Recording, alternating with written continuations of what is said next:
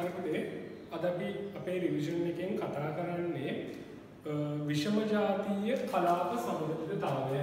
විෂම ජාතීය කලාප සමතුලිතතාවය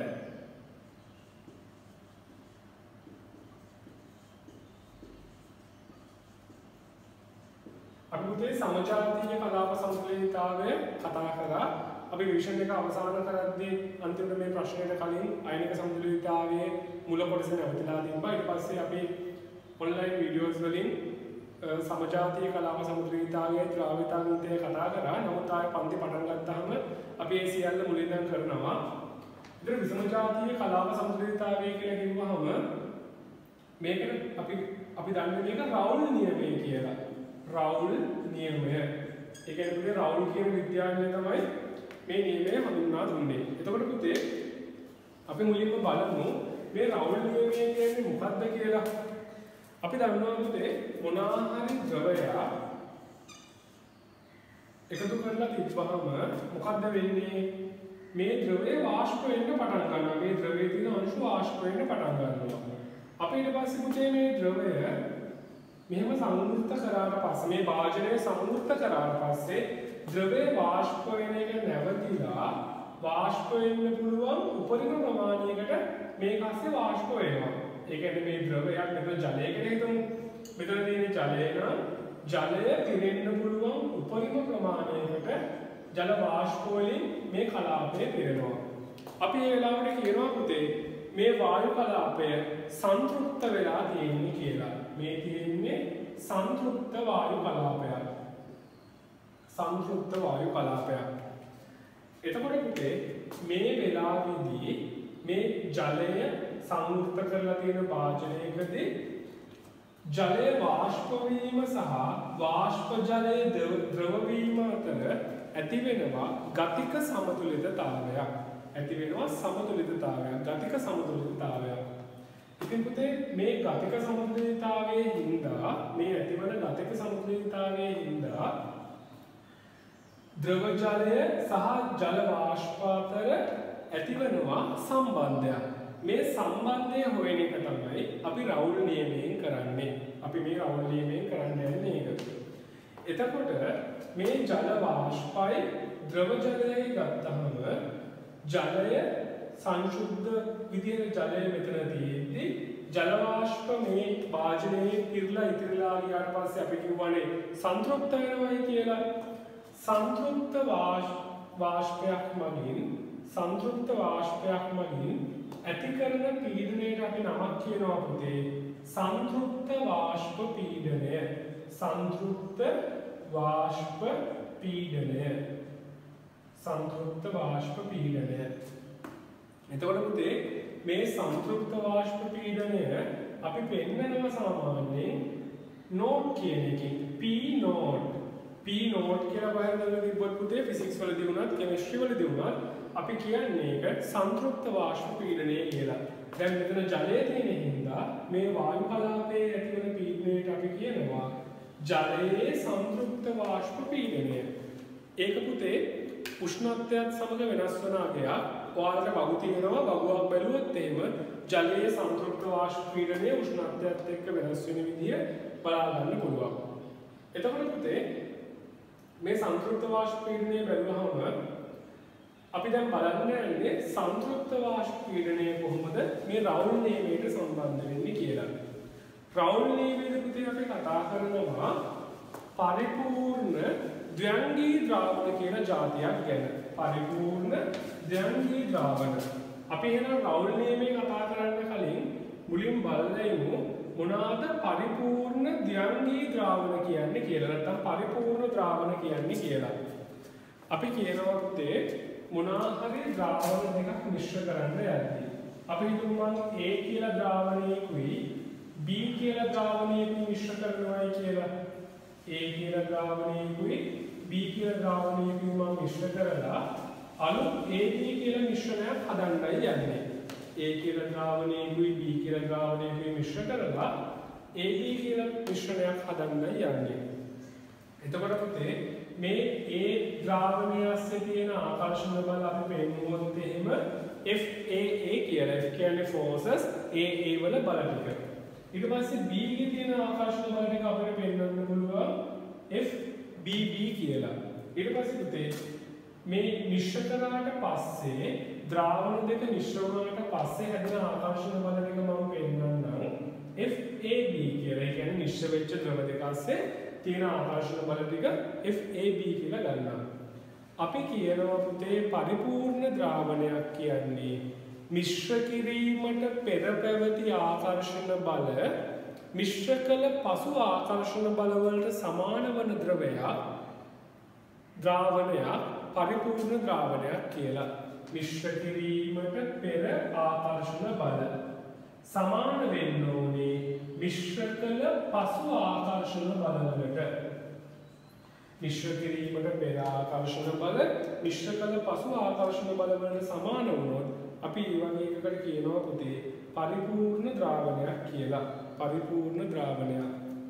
එහෙනම් පුතේ අපි දැන් රවුල් නියම ගැන කතා කරන්න ආවා. ඊට පස්සේ ද්‍රවයක් මගින් සංවෘත භාජනයකදී ඇති කරගත්තු සමතුලිතතාවයේ හින්දා ඇතිවන පීඩනයට කියන නම අපි කතා කරා සංතෘප්ත වාෂ්ප පීඩනය කියලා. ඒතර ඕනම ද්‍රවයක් උපරිමේකම වායුවක භාජනයකදී වාෂ්ප වෙලා හදාගන්න පීඩනයට තමයි අපි කියන්නේ සංතෘප්ත වාෂ්ප පීඩනය කියලා. ඊට පස්සේ පුතේ අපි මේ සංතෘප්ත වාෂ්ප පීඩනය ගැන කතා කරාට පස්සේ රවුල් නියමය පැහැදිලි කරන්න කලින් පොඩි මාතෘකාවකට ආවා පරිපූර්ණ ද්‍රාවණ කියලා. පරිපූර්ණ ද්‍රාවණ කියන මාතෘකාවකට ආවා. එතකොට පරිපූර්ණ ද්‍රාවණ ගැන කතා කරන්න යද්දී අපි පරිපූර්ණ ද්‍රාවණ කියන්නේ මොකක්ද කියලා බලුවා. පරිපූර්ණ ද්‍රාවණයක් කියන්නේ මොකක්ද? මිශ්‍ර කිරීමට පෙර අණු අතර පවතින ආකර්ෂණ බල මිශ්‍ර කළ පසු අණු අතර පවතින ආකර්ෂණ බල වලට සමාන වූ ද්‍රාවණයක් පරිපූර්ණ ද්‍රාවණයක් වෙනවා. මිශ්‍ර කිරීමට පෙර අණු අතර පවතින ආකර්ෂණ බල මිශ්‍ර කළ පසු අණු අතර පවතින ආකර්ෂණ බල වලට සමාන වෙච්ච ද්‍රාවණයක් පරිපූර්ණ ද්‍රාවණයක් වෙනවා. හරි පුතේ. අපි ඔය ටික චුට්ටක් ලියාගෙන ඉමු. අපි ලියාගමු පුතේ. සංශුද්ධ ද්‍රවයක් පවතින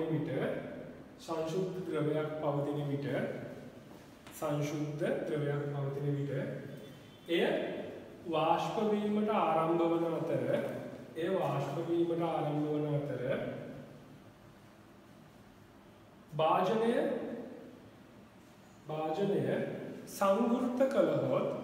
භාජනය සංවෘත කළහොත් වාෂ්පය සහ ද්‍රවය අතර සමතුලිතතාවයක්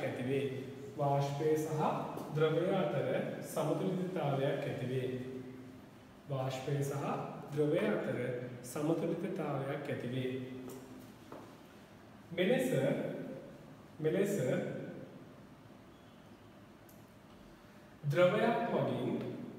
මෙලෙස ද්‍රවයක් මගින්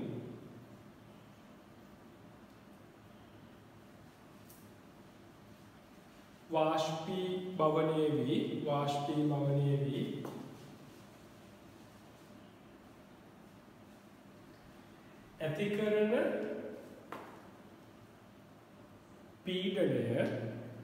ඇති කරන පීඩනය සංතෘප්ත වාෂ්ප පීඩනය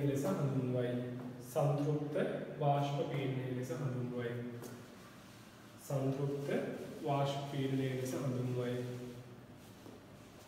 උදාහරණයක් විදිහට එක්කොට මේ රූපය අදලා පෙන්නන්න. ජලය තියෙනවා. ජලය වාෂ්ප වෙලා සංතෘප්ත වාෂ්ප පීඩනයක් හදලා දෙනවා. ඊට පස්සේ මාතෘකාවක් දාමු පරිපූර්ණ ද්‍රාවණ කියලා. පරිපූර්ණ ද්‍රාවණ කියලා දාලා මේ රූප චුට්ටක් හදලා පෙන්නන්න. මේ රූපය හදලා පෙන්නලා අපි ඊට පස්සේ සම්බන්ධතාවය ලියමු. මේ රූපය ඇදලා ලියන්න. මිශ්‍ර කිරීමට පෙර ද්‍රව අතර පැවති ආකර්ෂණ බල මිශ්‍ර කළ පසු ද්‍රව අතර ඇතිවන ආකර්ෂණ බලවලට මිශ්‍ර කළ පසු ද්‍රව අතර ඇතිවන ආකර්ෂණ බලවලට සමාන ද්‍රාවණ පරිපූර්ණ ද්‍රාවණයක් ලෙස හඳුන්වයි. පරිපූර්ණ ද්‍රාවණයක් ලෙස හඳුන්වයි. මිශ්‍ර කිරීමට පෙර ද්‍රව අතර පැවති ආකර්ෂණ බල මිශ්‍ර කළ පසු ද්‍රව අතර පවතින ආකර්ෂණ බලවලට සමාන ද්‍රාවණ පරිපූර්ණ ද්‍රාවණ ලෙස හඳුන්වයි. මේ සම්බන්ධය යන්නේ FAA සමානයි FBB සමානයි FAB. AA අතර පැවති ආකර්ෂණ බල BB අතර පවතින ආකර්ෂණ බලවලට සහ AB අතර පවතින ආකර්ෂණ බලවලට සමාන වෙච්ච ද්‍රාවණ පරිපූර්ණ ද්‍රාවණ වෙනවා. පරිපූර්ණ ද්‍රාවණ වෙනවා. හරි. දැන් අපි යමු රවුල් නියමය කියන්නේ මොකක්ද කියලා බලන්න.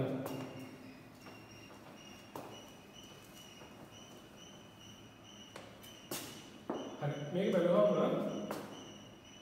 සම්බන්ධය ලියා ගන්න. අපිට පුළුවන් මෙන්න මෙහෙම සම්බන්ධයක් ගන්න. මම මුලින් රවුල් නියමය කියලා ඊට පස්සේ ඒක ඔප්පු කරන විදිහ පෙන්නන්නම්. මම ලියනවා මෙන්න මෙහෙම සම්බන්ධයක්. අපි හිතමු මෙහෙම දැන් ඔන්න ද්‍රවයක් තියෙනවා. අපි හිතමු ජලය තියෙනවා කියලා. ජලය තියෙනවා. ජලය ඉතාමත් හොඳට වාෂ්ප වෙලා එතන ඇති වෙනවා සංතෘප්ත වාෂ්ප පීඩනයක්. එතන ඇති වෙනවා සංතෘප්ත වාෂ්ප පීඩනයක්.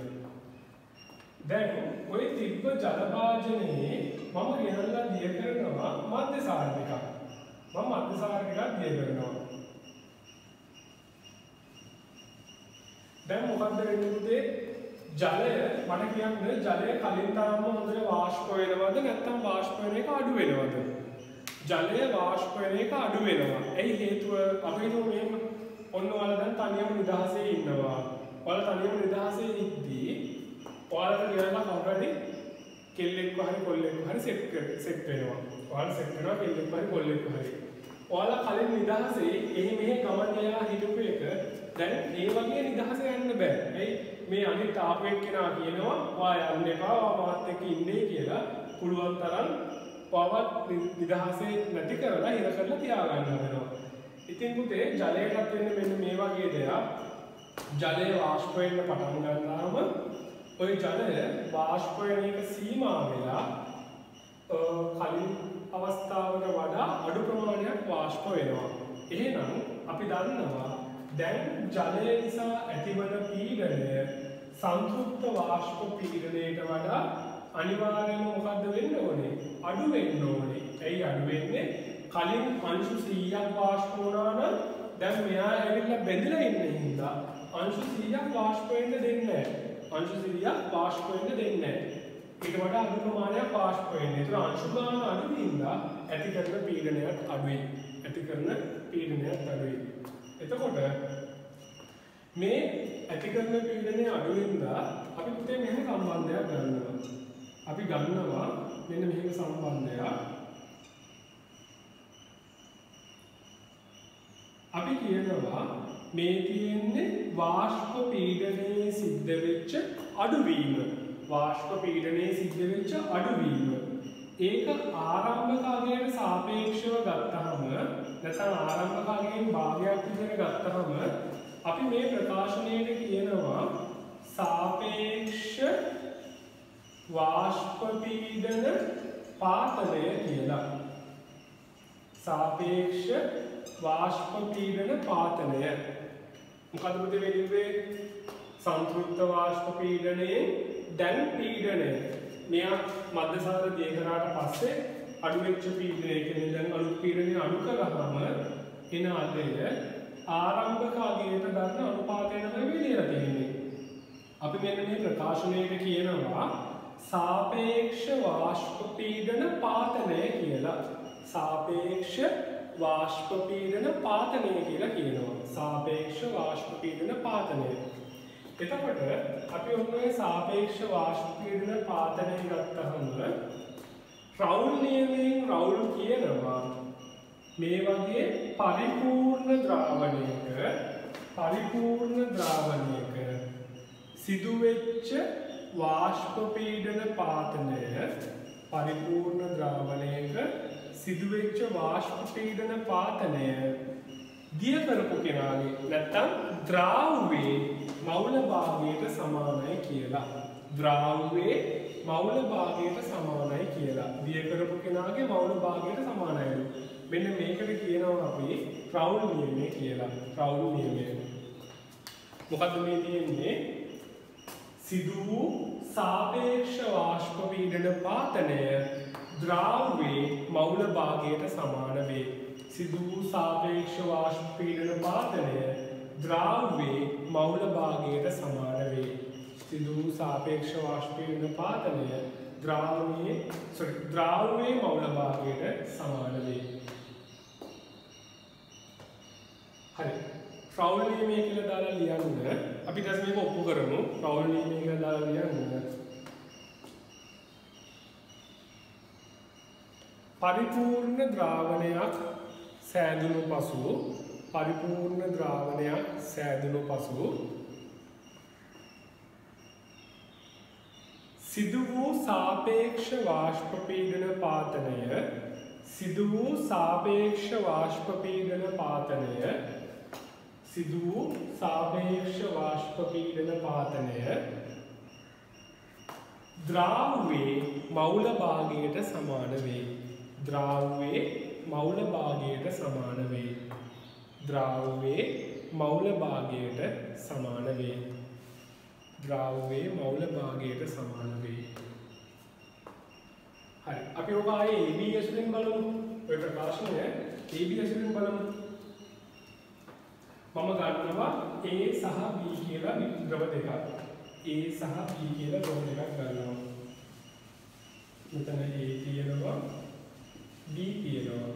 මම මේ දෙන්නා මිශ්‍ර කරලා AB කියලා ද්‍රවයක් හදනවා. මම දැන් බලන්න යන්නේ A තමයි ද්‍රාව්‍ය B ද්‍රාව්‍ය A ද්‍රාව්‍ය කියලා හිතමු.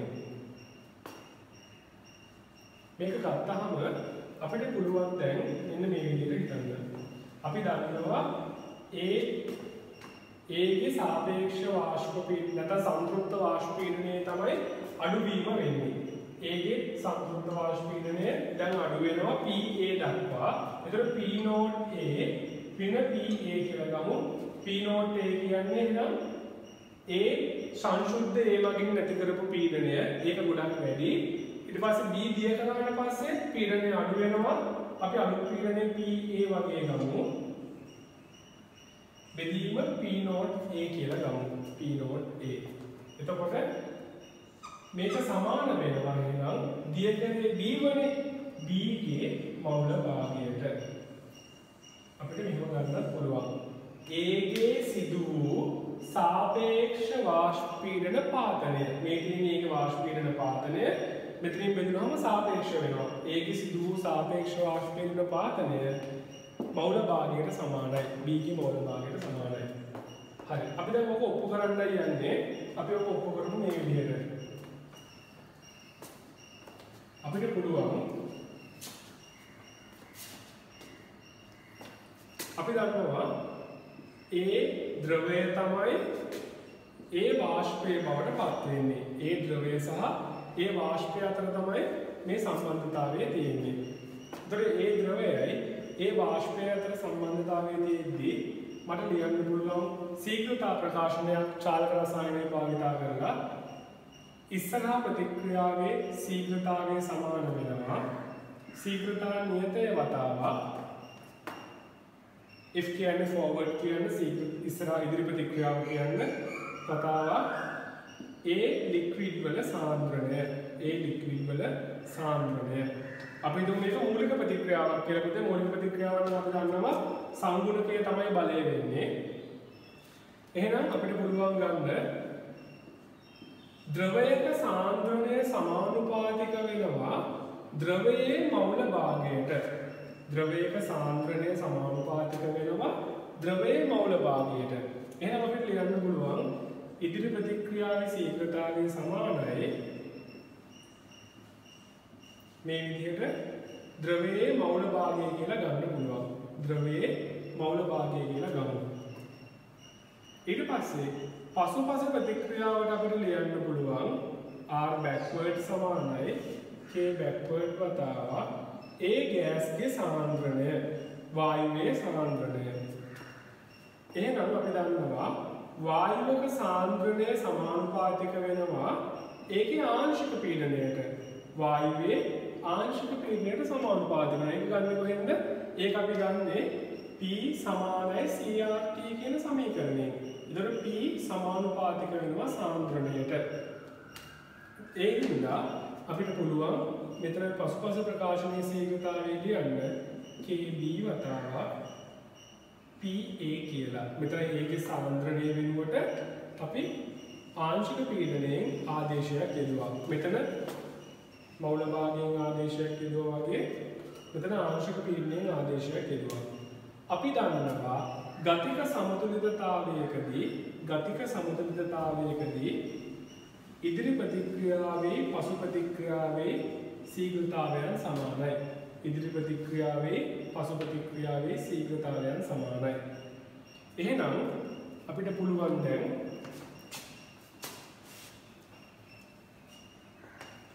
ඔය දෙක සමාන කරගන්න. ඔය දෙක සමාන කරනම RF සමානයි RB කියලා ගත්තාම අපිට පුළුවන් KF වතාවක් XA සමානයි KB වතාවක් PA කියලා ගන්නවා. මම මෙතනින් PA උක්ත කරනවා. PA උක්ත කරාම මට එනවා KF බෙදීම KB වතාවක් XA කියලා සම්බන්ධයක්. මම මෙතන අලුත් නියතයක් ගන්නම් මේ දෙකම වෙනකොට K කියලා K වතාවක් XA කියලා ගන්න පුළුවන්. හරි. අපි දන්නවා මෙන්න මෙහෙම සම්බන්ධයක්. අපි දන්නවා මවුල භාගය කියලා කියන්නේ ඒකේ පවතින මවුල ප්‍රමාණය. අපි දන්නවා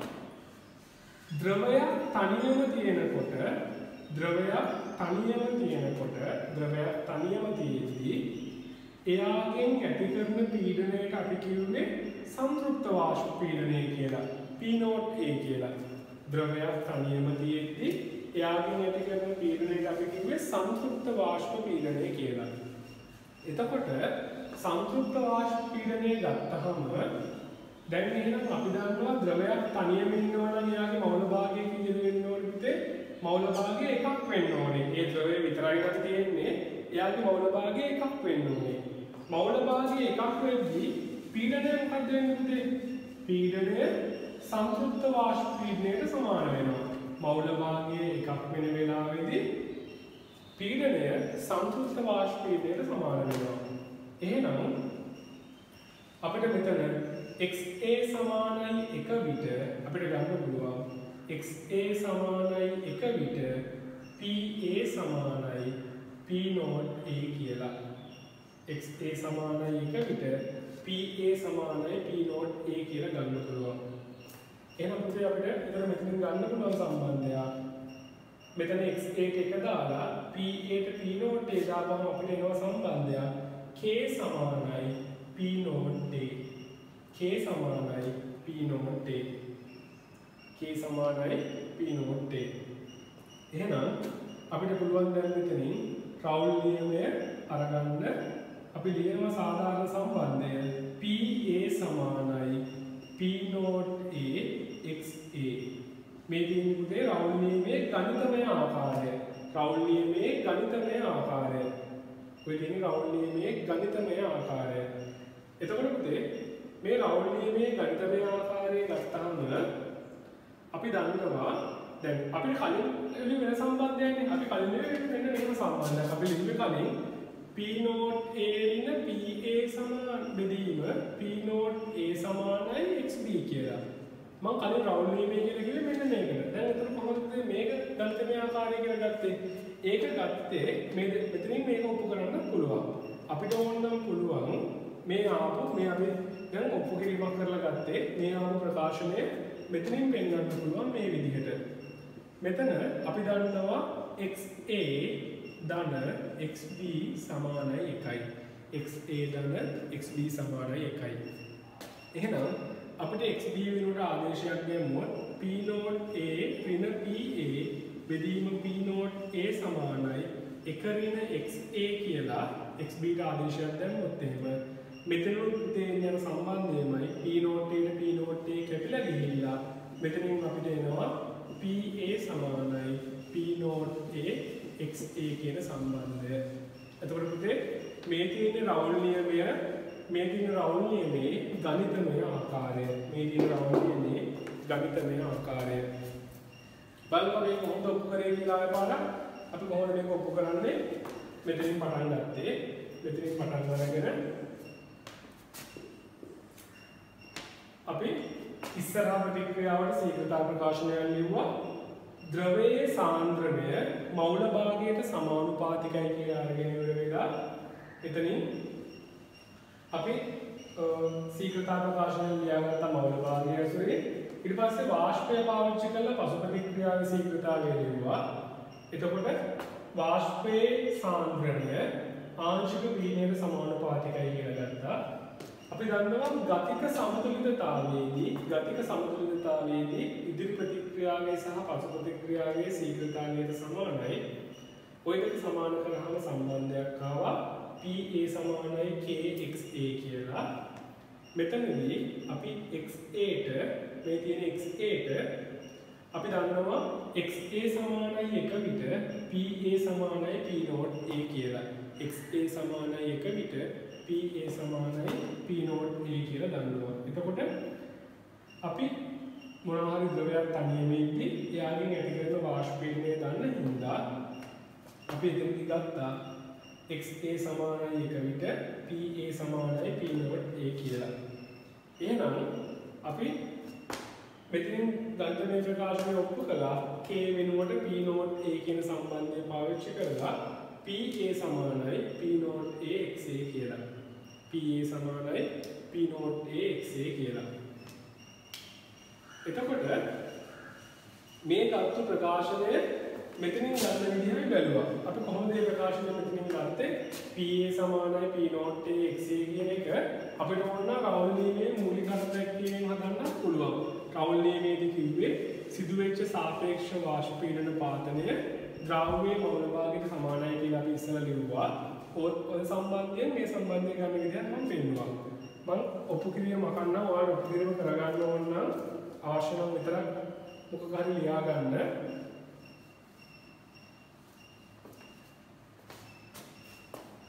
අපි මේ ගත්ත ප්‍රකාශනය බලමු. අපි දැන් ඔප්පු කිරීමෙන් ගත්ත මෙන්න මේ සම්බන්ධය. PA සමානයි P නෝඩ් A XA කියන සම්බන්ධය. PA සමානයි P නෝඩ් A XA කියන සම්බන්ධය. අපි කලින් රවුල් නියමය කියලා ලිව්වා.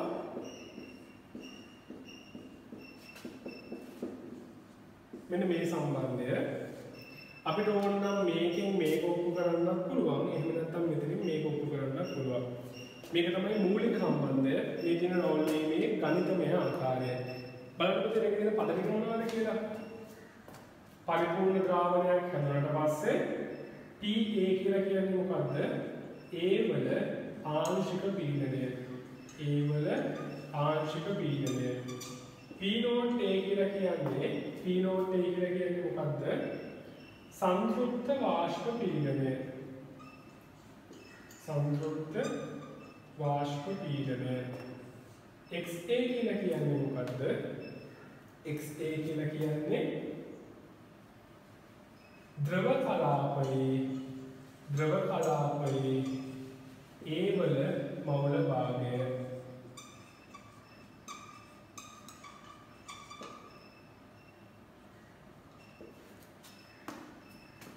ද්‍රව කලාපයේ A වල මවුල භාගය. ද්‍රව කලාපයේ A වල මවුල භාගය.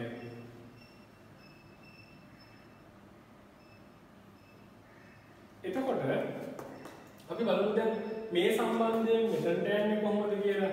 මේ සම්බන්ධය පාවිච්චි කරලා මෙතනට යන්නේ අපිට පුළුවන් මේක ලියන්න මෙන්න මේ විදිහට.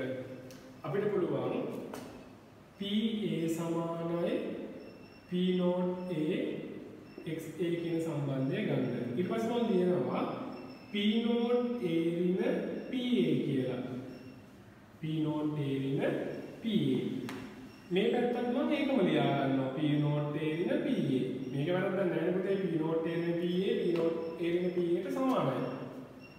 දැන් මම මේ P නෝට් A ඍණ PA කියන එක මෙතන P නෝට් A ඍණ PA වෙනුවට අපි දන්නවා PA කියන්නේ ආය P නෝට් A XA.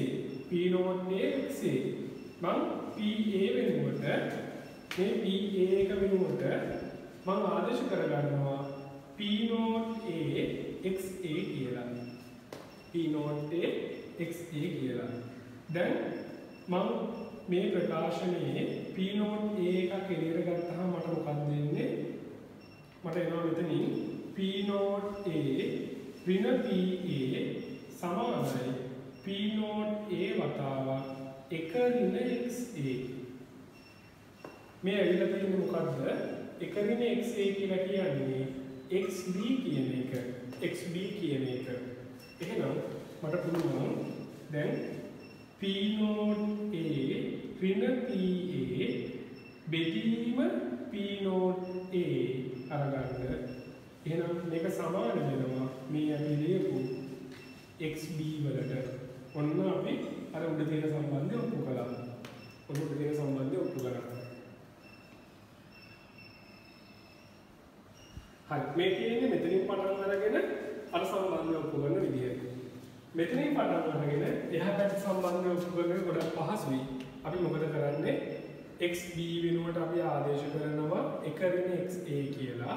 ආදේශ කරාම අපිට එනවා P නෝට් A ඍණ PA බෙදීම P නෝට් A සමානයි 1 ඍණ XA කියලා. එහෙනම් අපිට එනවා මෙතනින් P නෝට් A ඍණ PA සමානයි P නෝට් A ඍණ P note A XA. P note A වල P නෝට් A එකක් කපලා යනවා පුතේ. ඍණ ලකුණු කපලා යනවා. අපිට එනවා සම්බන්ධයක් PA සමානයි PA සමානයි P නෝට් A XA. මේ තියෙන්නේ මෙතනින් පටන් ගන්න අනිත් සම්බන්ධය ඔප්පු කරපු විදිය. කැමති විදිහට මේ සම්බන්ධතා දෙක ඔප්පු කරන්න පුළුවන්. හරි පුතේ, එහෙනම් අපි දැන් ගන්න ඕන සරල අදහස ඔප්පු කිරීම වලට බය වෙන්න එපා. අපිට අවශ්‍ය වෙන සරල අදහස තමයි අන්තිමේදී අපි රවුල් වීමේ අපිට මෙන්න මේ ගණිතමය ආකාරය ඕනේ ගණන් හදන්න. සහ ඩෝල්ටන්ගේ ආංශික පීඩන නියමය ඕනේ. අපි රවුල් නියමය ගත්තාම අපි දන්නවා රවුල් නියමයේ PA කියන්නේ A වල ආංශික පීඩනය. A වල ආංශික පීඩනය P නෝට් A කියන්නේ A හි සංතෘප්ත වාෂ්ප පීඩනය. A හි සංතෘප්ත වාෂ්ප පීඩනය. XA කියලා කියන්නේ A හි ද්‍රව කලාපයේ මවුල භාගය. A හි ද්‍රව කලාපයේ මවුල භාගය. A හි ද්‍රව කලාපයේ මවුල භාගය. මේ තියෙන්නේ පුතේ රවුල් නියමය. රවුල් නියමයේ සම්බන්ධ වෙන්නේ කවුද? A වල සංතෘප්ත වාෂ්ප පීඩනයයි A ගේ ද්‍රව කලාපයේ මවුල භාගයයි සංතෘප්ත වාෂ්ප A ගේ අංශු පීඩනය සමානයි A ගේ සංතෘප්ත වාෂ්ප පීඩනය වතාවක් A වල ද්‍රව කලාපයේ මවුල භාගය. ඔය වගේම තව නියමයක් තියෙනවා PA සමානයි PT x dash A. ඔතන මම x dash කියලා දැම්මේ XA අපර වෙන් කරලා පෙන්නන්න හින්දා මේ A කියන්නේ A වල ආංශික පීඩනයම තමයි පුතේ. මෙතන A කියලා කියන්නේ A වල ආංශික පීඩනයම තමයි. එතකොට මේ A කියන්නේ A ගේ ආංශික පීඩනය නම් මෙතන PT කියන්නේ වාෂ්ප කලාපයේ මුළු පීඩනය නම් මේ x dash A කියන්නේ A වල වායු කලාපයේ මවුල භාගය. A වල වායු කලාපයේ මවුල භාගය. A වල වායු කලාපයේ මවුල භාගය. එහෙනම් පුතේ මේ සම්බන්ධය අපි පාවිච්චි කරනවා මේ තියෙන්නේ ඩෝල්ටන්ගේ ආංශික පීඩන නියමය. මේ තියෙන්නේ ඩෝල්ටන්ගේ ආංශික පීඩන නියමය. මේ තියෙන්නේ රවුල් නියමය. මේ තියෙන්නේ රවුල් නියමය. එහෙනම් මේ සම්බන්ධතා දෙක අපි පාවිච්චි කරනවා අපිට අවශ්‍ය ගණන් හදන්න. අපිට ආසන්න වශයෙන් උවමනාවෙන් විදිහට මෙන්න මෙතන දැන් පාඩම අතරම පටන් ගන්නේ PA සමානයි P0AXA ද්‍රව කලාපයේ මවුල භාගයයි වායුවේ ආංශික පීඩනය අතර සම්බන්ධය. මෙතන PA සමානයි PTX-A වායුවේ ආංශික පීඩනය සහ වායු කලාපයේ මවුල භාගය. ඔන්න සම්බන්ධතා දෙක පාවිච්චි කරලා අපි මෙතනින් එහාට ගණන් හදන්න බලනවා. හරි අපි ටියුට් එකේ එක ගානක් හදමු. ඊට පස්සේ ඔයාලට ගණන් උත්සාහ කරන්න පුළුවන් ටියුට් එකේ තියෙන අපිට රවුල් නියමයේ තියෙනවා ආංශික පීඩන සහ සංයුති ප්‍රස්ථාර උෂ්ණත්ව සහ සංයුති ප්‍රස්ථාර භාගික ආසවනය කියන මාතෘකා කතා කරන්න.